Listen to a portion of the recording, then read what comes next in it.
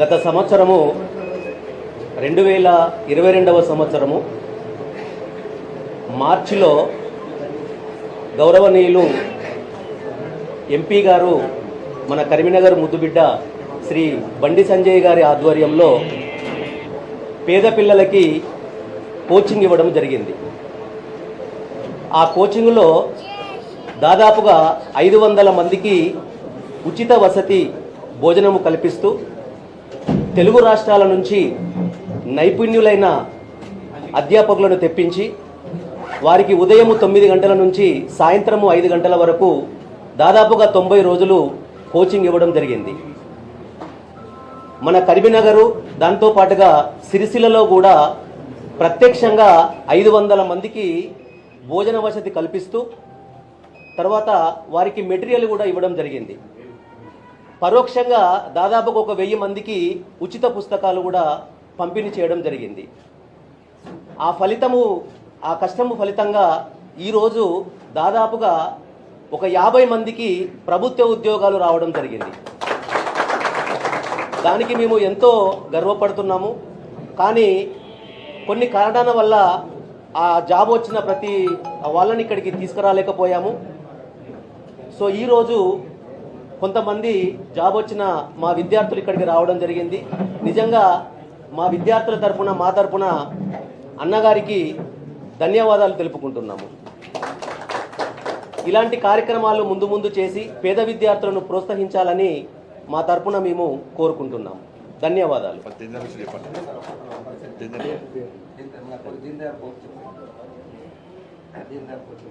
అందరికీ నమస్కారం. ముందుగా దీన దయాళ్ ఉపాధ్యాయ కోచింగ్ సెంటర్ని నిర్వహించిన బండి సంజయ్ అన్న గారికి ప్రత్యేక ధన్యవాదాలు. మరియు మాకు ఈ కోచింగ్ సెంటర్లో రాష్ట్రంలో ఉత్తమ ఫ్యాకల్టీని అందించి మాకు ఉద్యోగాలు వచ్చే విధంగా చేసిన మా కోచింగ్ నిర్వహణ సెంటర్కి కృతజ్ఞతలు తెలుపుకుంటున్నాము. రాష్ట్రంలో ఎక్కడ లేని విధంగా మేము హైదరాబాద్ వెళితే మాకు లక్షలు ఖర్చు అయ్యే విధంగా ఉన్న స్థితిలో మాకు అన్నగారు ఈ కోచింగ్ సెంటర్ని నిర్వహించి మాకు పరీక్ష పెట్టి అందులో తీసుకొని మమ్మల్ని 90 రోజులు వసతి కల్పించి మధ్యాహ్న భోజనం కూడా అందించి తర్వాత చివరకు మాకు కోచింగ్ మెటీరియల్ కూడా అందించి పుస్తకాలు అందించి మాకు ఎగ్జామ్లో ఎక్కువ మందికి జాబ్స్ వచ్చేలా సహకరించారు. అన్నగారికి ప్రత్యేక ధన్యవాదాలు. మా కోచింగ్ సెంటర్ కూడా ప్రత్యేక ధన్యవాదాలు. ఇలాంటి కార్యక్రమాలు ఇంకా అన్నగారు ఎన్నో నిర్వహించి మా తర్వాత వాళ్ళకు కూడా ఇంకా ఎంతోమందికి జాబ్ వచ్చేలా సహాయం చేయాలని మేము కూడా వేడుకుంటున్నాం. నా పేరు రాగుల నగేష్, మాది మానకొండ. నాకు కేఎస్పిఎస్సి నిర్వహించిన జూనియర్ లెక్చరర్ తెలుగు ఉద్యోగం సాధించడం జరిగింది.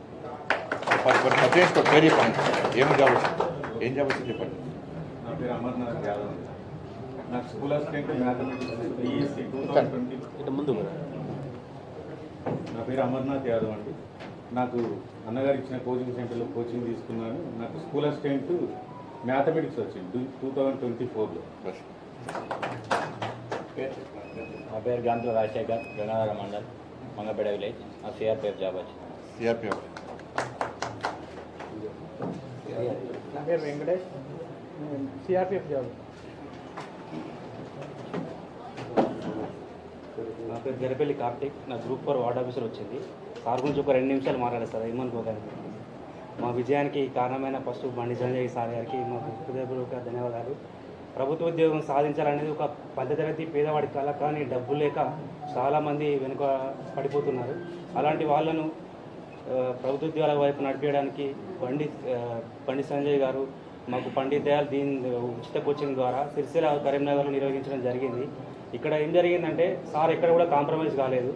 ఫుడ్ విషయంలో కానీ, ఫ్యాకల్టీ విషయంలో కానీ, మాకు అందించే సదుపాయాలు కానీ, మెటీరియల్ కానీ ఎక్కడ కూడా కాంప్రమైజ్ కాకుండా ఒక హైదరాబాద్ వెళ్తే ₹1,00,000 ఖర్చు అయ్యే కోచింగ్ని మాకు ఉచితంగా అందించి మేము ఈరోజు ఒక పేద మధ్యతరగతి బిడ్డలము ఈరోజు మేము సార్ అని పిలిపించుకోగలుగుతున్నామంటే దానికి సార్ గారే ముఖ్య కారణం.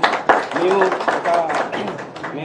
నా మట్టుకు ఒక రజక కుటుంబం నుంచి నేను వచ్చిన, మా అమ్మ బీడీ కార్మికురాలు. మేము మా కులవృత్తి చేసుకుంటూ ఉండేవాళ్ళము. నేను బీటెక్ అయిపోయిన వెంటనే మా ఆర్థిక పరిస్థితి దృష్ట్యా నేను గల్ఫ్ కష్టాలు కూడా పడి ఇక్కడికి వచ్చిన తర్వాత కోచింగ్ వెళ్ళాలని ఉంది, ప్రభుత్వ ఉద్యోగం సాధించాలని ఉన్నప్పటికీ మా దగ్గర డబ్బులు లేక వెనుకబడి ఉన్నప్పుడు మా శ్రీకాంత్ రెడ్డి సార్ అని మాకు సిరిసిల్ల ఇన్ఛార్జ్ గారు నువ్వు ఇక్కడికి వెళ్ళు, ఇక్కడ మంచి కోచింగ్ ఇస్తారు అని చెప్పడం జరిగింది. ఇక్కడికి వచ్చిన తర్వాత మూర్తి సార్ కానీ, మా వెంకటేష్ సార్ కానీ, హరికాంత్ సార్ కానీ, రామకృష్ణ సార్ కానీ వీళ్ళందరూ మన ముఖ్యంగా నరేష్ అన్న, వీళ్ళు కైలాస్ అన్న వీళ్ళంతా కోఆర్డినేషన్ నడిపించి మాకు ఇక్కడ విజయాన్ని అందించి మమ్మల్ని ఇక్కడ నిలబెట్టాలంటే సార్ ఇక్కడ లేకపోతే ఇక్కడ మేము ఈరోజు సార్ అని పిలిపించుకునే వాళ్ళం కాదు. సార్ లేకపోతే అసలు మా ఇప్పుడు ఇంత విజయాన్ని మేము సాధించే వాళ్ళం కాదు. మేము పేదవాళ్ళం కాబట్టి మాకు ఏదీ లేదు ముందుకు వెళ్ళడానికి, సహకారం అందించడానికి. అన్న మాకు ముందుండి మా అన్న మా తండ్రిలా ముందు నడిపించి మాకు ఉద్యోగాన్ని అందించినందుకు మాకు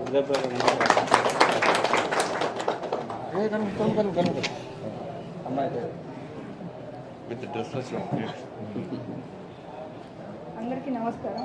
నా పేరు ప్రియాంక, మాది విలేజ్ వచ్చేసి గోపాలరావుపేట్. నాకు 2 పిల్లలు. నేను అంతకుముందు ఈ కోచింగ్ తీసుకోకముందు స్కూల్లో వర్క్ చేశాను, టీచర్లో వర్క్ చేసేదాన్ని. అయితే అన్నగారు కోచింగ్ ఇస్తున్నారని తెలిసిన తర్వాత ఒక 1 మంత్ సమ్మర్ హాలిడేస్ ఉండే. ఆ హాలిడేస్లో వీళ్ళు ఇట్లా ఉచిత శిక్షణ ఇస్తున్నారని తెలిసిన తర్వాత వీళ్ళు మళ్ళీ పరీక్ష పెట్టారు. ఆ పరీక్షలో నెగ్గిన వాళ్ళకే, అందరికీ కాకుండా పరీక్షలు నెగ్గి అందులో చదవగలిగిన వాళ్ళకి ఇస్తారనడం అది ముఖ్య విషయం.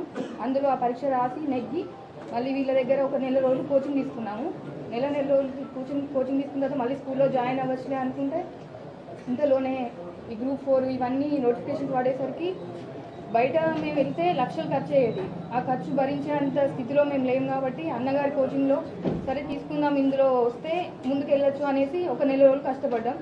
దాని తర్వాత ఒకటి ఫిలిమ్స్, ఈవెంట్స్ అన్నీ క్వాలిఫై అయ్యి మెయిన్స్ వచ్చేదాకా కూడా టెన్షనే ఉండదు వస్తుందా రాదా అనేసి.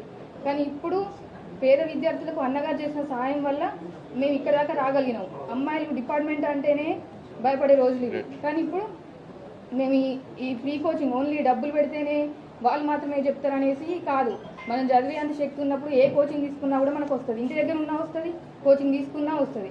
అదే ఇప్పుడు ఈ అన్నగారిలో ఫ్రీ కోచింగ్ అనగానే అందరూ ఏమనుకుంటారు, వచ్చి టైంపాస్కి చెప్తారులే వెళ్ళేసి వద్దాం అనుకుంటారు. కానీ జాబ్ సాధించాలనే ఉద్దేశం ఉంటే ఏ కోచింగ్లోనైనా జాబ్ కొట్టగలం. ఇప్పటికైనా మళ్ళీ ఇంకొకసారి అన్నగారు 2025లో నోటిఫికేషన్ రాబోతుంది కాబట్టి మళ్ళీ ఇలాంటి కార్యక్రమం మళ్ళీ ఒకసారి కండక్ట్ చేస్తే మాలాంటి పేద విద్యార్థులు మళ్ళీ లాభం పొందగలుగుతారని అనుకుంటున్నాను. అది జాబ్ రావడానికి కారణమైన అన్నగారికి ప్రత్యేక ధన్యవాదాలు. అలాగే ఫ్యాకల్టీ అయినా భోజన విషయంలో అయినా ఒక్క విషయంలో కూడా సార్ కాంప్రమైజ్ కాకుండా మాకు ఇప్పటి వరకు సహాయ సహకారాలు అందిస్తూనే ఉన్నారు.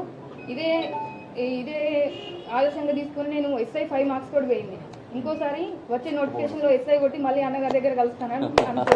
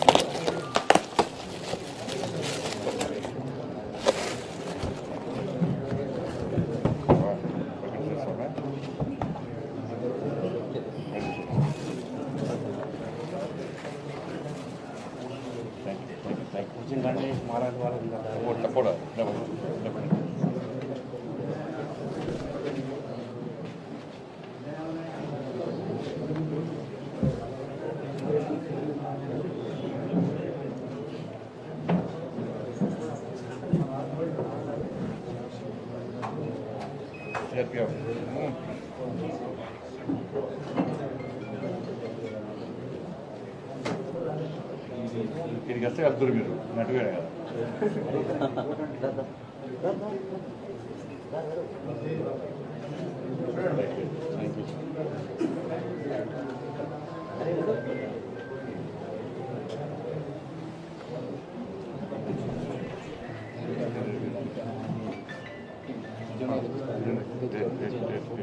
మీకు కూడా చేస్తా కోచింగ్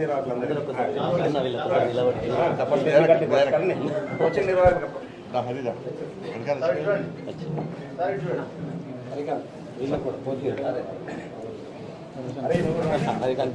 హరిదా దాదా హరిగా చేస్తే మేము చేసుకుంటా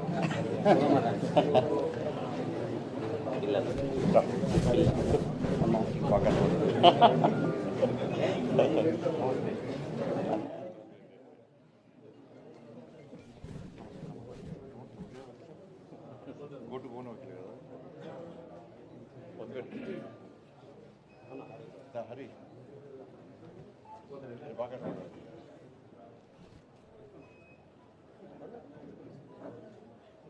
గ్రూప్ విరాట్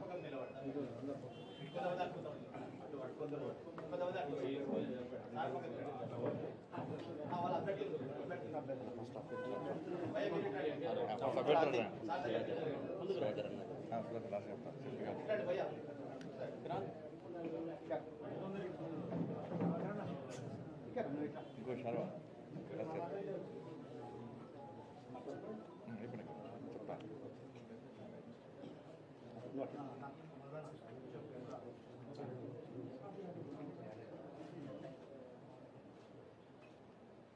దీని కర్త కర్మ క్రియ సుధాకరణ సుధాకరణ సుధాకరణ అది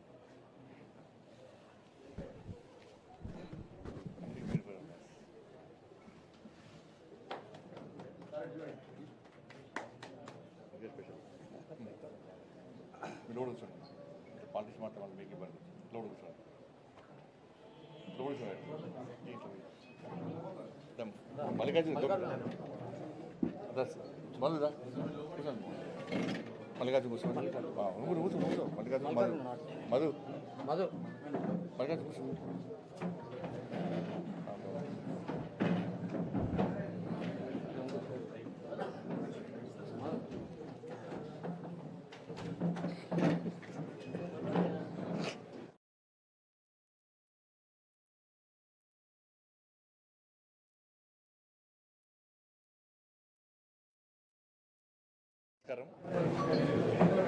ముందుగా ఆలస్యమందుకు అందరికి క్షమించాల్సి కొత్తదిగా తిరిగి మొత్తం కొత్తపల్లి కరీంనగర్ మండలం తిరిగి రావడం జరిగింది బయట.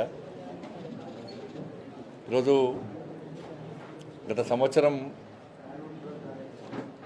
కరీంనగర్ సిరిసిల్లలో దీన్ దయాళ్ ఉపాధ్యాయ శిక్షణ కేంద్రం ద్వారా చాలామంది యువకులకు కూడా మనం శిక్షణ ఇవ్వడం జరిగింది. సిరిసిల్ల జిల్లాలో దాదాపు 300 మంది, కరీంనగర్లో దాదాపు 500 మంది వరకు కూడా మనం శిక్షణ ఇవ్వడం జరిగింది. దాదాపు 40 డేస్ కదా, 90 డేస్ మనం ఇక్కడ యువకులకు శిక్షణ ఇవ్వడం, నిపుణులైనటువంటి అనుభవం ఉన్నటువంటి ప్రొఫెసర్స్ లాంటి వ్యక్తులను పట్టుకొచ్చి ఫ్యాకల్టీ పట్టుకొచ్చి ఇక్కడికి శిక్షణ ఇవ్వడం జరిగింది, ఇక్కడ కాంప్రమైజ్ కాకుండా. దాంతోపాటు వారికి ఉచితంగా భోజనంతో పాటు మొత్తం కోచింగ్ పూర్తయిన తర్వాత క్వాలిటీ మెటీరియల్ దాన్ని కూడా ప్రత్యేక కమిటీ వేసి క్వాలిటీ మెటీరియల్ ఎక్కడ కాంప్రమైజ్ కాకుండా క్వాలిటీ మెటీరియల్ కూడా ఇవ్వడం జరిగింది. వాళ్ళు కష్టపడి వాళ్ళ నిర్వాహకులందరూ కూడా కష్టపడి దీన్ని నిర్వహించడం, దాంతోపాటు విద్యార్థులు కష్టపడి చదువుకున్నారు. ఈరోజు దాదాపు 30 నుంచి 50 మంది వరకు కూడా శిక్షణ పొందినటువంటి యువకులకు జాబ్స్ అవ్వడం. ఇప్పుడే గ్రూప్ 4 స్కూల్ అసిస్టెంట్స్, దాంతోపాటు సిఆర్పిఎఫ్ కానిస్టేబుల్స్, దాదాపు పోలీస్ డిపార్ట్మెంట్లో జాబ్స్ రావడం జరిగింది. ఇట్లా ఇంకా చాలామంది ఉన్నారు.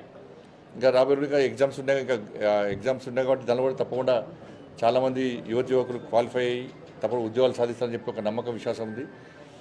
వాళ్ళందరూ కూడా హృదయపూర్వక అభినందనలు. ఎందుకంటే కోచింగ్ పేరు మీద హైదరాబాద్ లక్షల కోచింగ్ ఇస్తుంటే కోచింగ్ పేరు మీద ఖర్చు పెట్టే ప్రయత్నం చేస్తూ ఉన్నారు. ఇంట్లో ఖర్చు పెట్టలేని పరిస్థితి, డబ్బులు లేని పరిస్థితి, కోచింగ్లు తీసుకోలేని పరిస్థితిలో ఉన్నటువంటి విద్యార్థులకు ఇలా శిక్షణ ఇవ్వడం ఒక లక్ష్యంగా పెట్టుకొని శిక్షణ ఇవ్వడం జరిగింది. అయినప్పుడు కూడా ఇంకా ఇవాళ ఉద్యోగాల విషయంలో రాష్ట్ర ప్రభుత్వం యొక్క వైఖరి తెలుసు మనకు. ఇలా గతంలో బీఆర్ఎస్ పార్టీ 2 లక్షల ఉద్యోగాలు ఇస్తానని చెప్పి ఏ విధంగా మోసం చేసిందో, నిరుద్యోగులు ఇస్తున్న విధంగా మోసం చేసిందో సేమ్ పందాను కాంగ్రెస్ పార్టీ అలా కొనసాగిస్తున్నది. బిశ్వాల్ కమిటీ నివేదిక ప్రకారం 2 లక్షలు ఖాళీ ఉందని చెప్పి గత ప్రభుత్వం చెప్పింది, ఈ ప్రభుత్వం చెప్పింది. బీఆర్ఎస్ సీఎల్ఏ మేమే ఇస్తాం, 2 లక్షల ఉద్యోగాలు సంవత్సరం లోపల ఖాళీలు పూర్తి చేస్తామని చెప్పి కాంగ్రెస్ పార్టీ ఎన్నికల్లో హామీ ఇచ్చింది, యూత్ డిక్లరేషన్ ఇచ్చింది. ఇవాళ 20,000 జాబ్స్కు నోటిఫికేషన్ ఇచ్చి 50,000 జాబ్స్ ఇస్తామంటున్నారు. ఆ 50 కూడా ఇవ్వలే. ఇచ్చింది 20,000 జాబ్స్కి నోటిఫికేషన్ ఇచ్చారు, 50,000 జాబ్స్ ఇస్తామంటున్నారు వాళ్ళని. ఇవాళ 4,000 నిరుద్యోగ బుద్ధిస్తున్నారు, 4,000 ఇంతవరకు ఇవ్వలే. ఇదే కాంగ్రెస్ పార్టీ గతంలో బీఆర్ఎస్ పార్టీ విమర్శించింది నిరుద్యోగ బుద్ధిస్తాను ఇవాళ చెప్పని. ఒక్కొక్క విద్యార్థికి నిరుద్యోగ యువకునికి కాంగ్రెస్ పార్టీ 48,000 రూపాయలు బాకీ ఉన్నది. వాళ్ళు 48,000 రూపాయలు ఒక్కొక్క నిరుద్యోగ యువకునికి ఇవ్వాల్సిన బాధ్యత కాంగ్రెస్ పార్టీ మీద ఉంది. సంవత్సరం రూపాయలు ఉద్యోగాలు ఇస్తానని చెప్పి ఇంతవరకు ఇవ్వకపోవడం కాకుండా ఇంకా ఆత్మహత్య చేసుకునే పరిస్థితి, కోచింగ్ సెంటర్ తిరిగే పరిస్థితి. కానీ బయట మాత్రం గప్పాలు కొట్టుకుంటే ఇలా కాంగ్రెస్ పార్టీ టైంపాస్ పాలిటిక్స్ చేస్తున్న విషయాన్ని ఇలా నిరుద్యోగ యువత గుర్తుంచుకోవాల్సిన అవసరం ఉంది. ఇలా నరేంద్ర మోడీ గారి ప్రభుత్వం రోజ్గార్ మేళా పేరుతోని ఇలా 10 లక్షల మంది యువతీ యువకులకు కేంద్ర ప్రభుత్వం ఉద్యోగాలు ఇస్తానని చెప్పి ఇచ్చిన మాట ప్రకారం 2023 ఆగస్టు 22 రోజు రోజ్గార్ మేళా ఫస్ట్ స్టార్ట్ చేసినాం.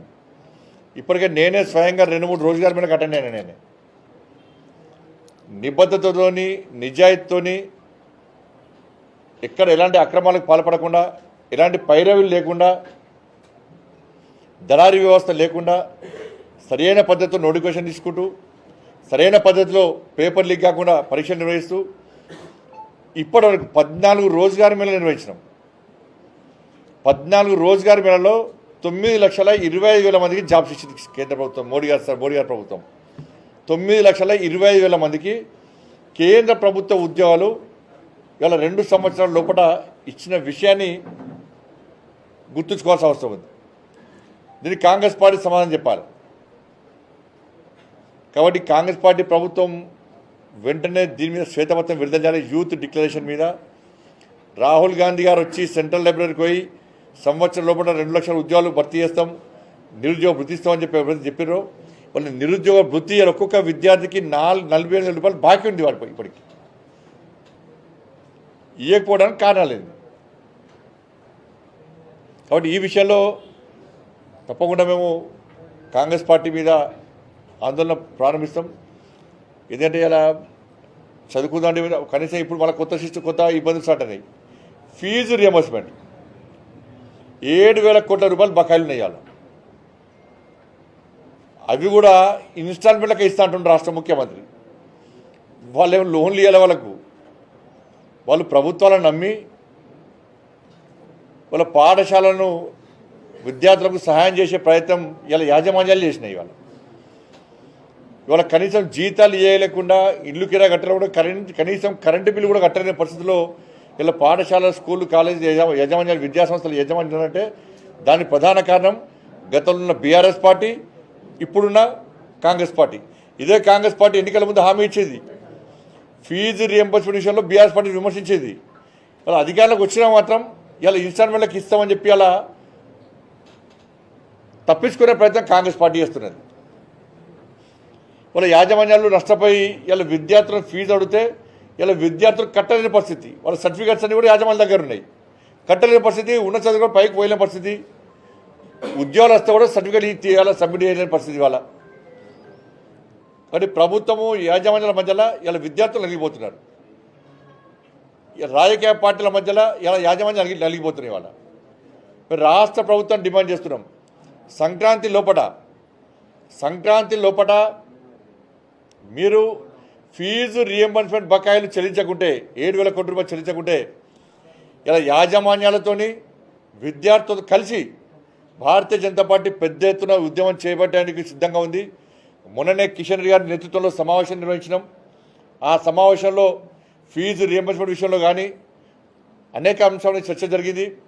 ఫీజు రియంబర్స్మెంట్ విషయంలో సంక్రాంతి వరకు వేచి చూసి సంక్రాంతి తర్వాత ఇదే కిషన్ రెడ్డి గారి నేతృత్వంలో ఈ తెలంగాణ రాష్ట్రంలో విద్యా సంస్థల యాజమాన్యాలు విద్యార్థులు కలిసి ఎట్టి బస్సులో మేము చేపట్టే ఆందోళనకు ప్రభుత్వం పక్క దిగిరాక తప్పదు, దిగి రావాల్సిందే. ఆ స్థాయిలో ఉద్యమం చేయడానికి ఇలా భారతీయ జనతా పార్టీ సిద్ధంగా ఉంది. వెంటనే ఫీజు రియంబర్స్మెంట్ బకాయిలు చెల్లించాల్సిందిగా భారతీయ జనతా పార్టీ డిమాండ్ చేస్తూ ఉన్నది. ట్రిబుల్ ఆర్ సంబంధించి ఇలా